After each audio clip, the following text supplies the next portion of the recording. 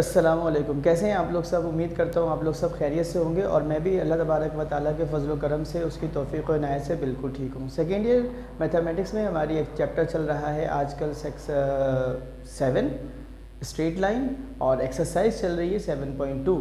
इस एक्सरसाइज का हमने क्वेश्चन नंबर 1 के चारों पार्ट्स पिछली वीडियो में करवा दिए थे। उम्मीद है आप लोगों ने इसको रजिस्टर में अच्छे से नोट डाउन कर लिया होगा और अब आपको इंतज़ार होगा कि मैं मज़ीद आगे एक्सरसाइज का क्वेश्चन नंबर 2 कैसे करवाने वाला हूँ। तो आपकी इंतज़ार की घड़ियाँ ख़त्म हो गई हैं। हम क्वेश्चन नंबर 2 की जानिब गामज़न हैं और क्वेश्चन नंबर 2 में भी क्वेश्चन नंबर 1 की तरह हमारे पास 4 पार्ट्स हैं। चारों के चारों पार्ट्स एक ही जैसे हैं, एक ही फार्मूले से होंगे। मैं बड़े आराम से करवाऊँगा और आप इसको अच्छे तरीके से कीजिएगा। ये सवाल भी MCQs के पॉइंट ऑफ व्यू से बहुत ही ज़्यादा इम्पॉर्टेंट है।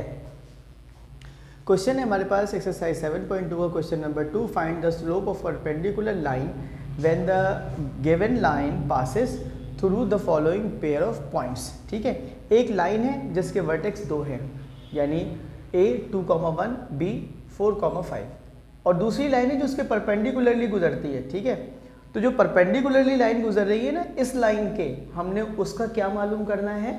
स्लोप। ठीक है भाई, तो मैंने सोल्यूशन की हेडिंग डाली। मैंने बोला let m be the slope of the line passing through the points A 2,1 and B 4,5। Slope का फार्मूला मेरे पास पता है मुझे क्या चीज़ है, y2 - y1 upon x2 - x1।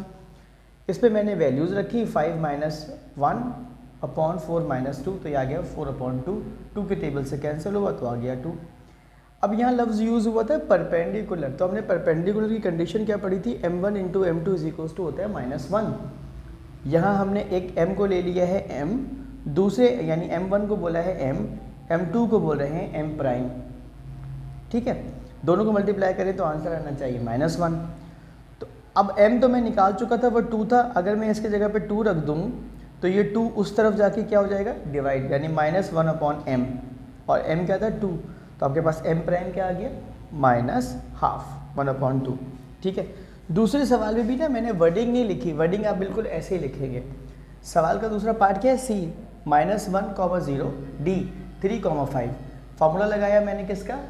m = y2 - y1 upon x2 - x1, यानी कि 5 - 0/3 माइनस, और फिर फार्मूले का भी माइनस है, ये खुद भी माइनस है, तो माइनस प्लस हो जाएगा। आंसर आ जाएगा 5/4। बिल्कुल इसी की कंडीशन यूज़ करेंगे m × m1, यानी m × m प्राइम = -1। m निकाला है आप लोगों ने 5/4। इसको 5/4 को जब यहाँ रखेंगे तो ये रेसिप्रोकेट हो जाएगा, उल्टा हो जाएगा, 4 ऊपर आ जाएगा और 5 नीचे, -4/5। ठीक है, तीसरा भी बिल्कुल इसी तरीके से E है 2,1 और F -3,1। ठीक है जी, फार्मूला वही लगाया है m = y2 - y1 upon x2 - x1। Value रखी है y -1 - 1, अब ये 0 हो जाएगा और यहाँ आ जाएगा 3 -3 -2 तो -5।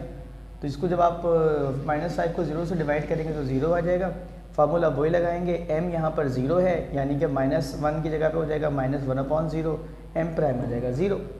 चौथा आपके पास क्या है? G -1, 2 और H क्या है? -1 - 5।